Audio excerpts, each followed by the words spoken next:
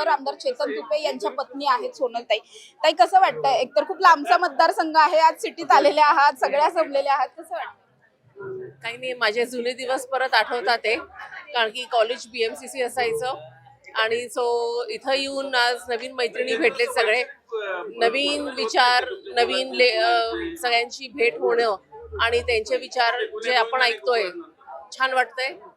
आणि डेफिनेटली आमची I think he मैत्री कायमची राहील आता, because we sharing numbers. So let's see. आमदार ते त्यांचे भेटत असतात, पण आता आम्ही लेडीज पण भेटू.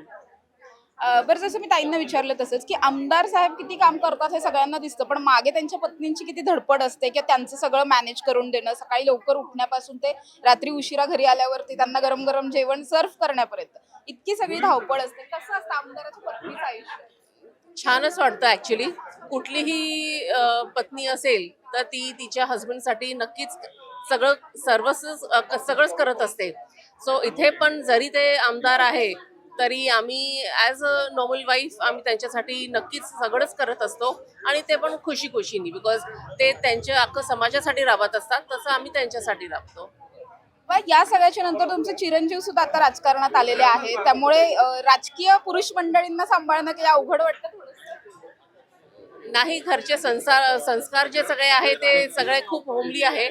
खूप काही शिकून गेलेत आमचे सासरे विठ्ठल दुपे, तर आमचं घर विचार सगळ्यांचे खूप स्पष्ट आणि सिंपल आहे, म्हणून त्यांचे बिहेवियरमध्ये, त्यांचं समाजकार्यामध्ये ते त्यांचे सक्षम आहे आणि ते नक्कीच म्हणजे पुरुष पण घरात तितकंच लक्ष देतात आणि आमचं सगळ्यांचं एकमेकांशी संवाद जास्त असतो, म्हणून आम्हाला तो कुठला प्रॉब्लेम येत नाही लाईफ मधला.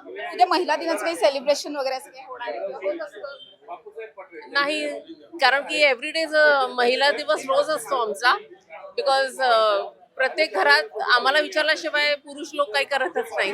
सो वी आर हॅपी आणि येस. आणि उद्या इनफॅक्ट आम्ही सगळे एकमेकांबरोबर सोबत राहूनच सेलिब्रेट करत असतो. नक्कीच ताई, तुम्हाला खूप शुभेच्छा महिला दिनाच्या.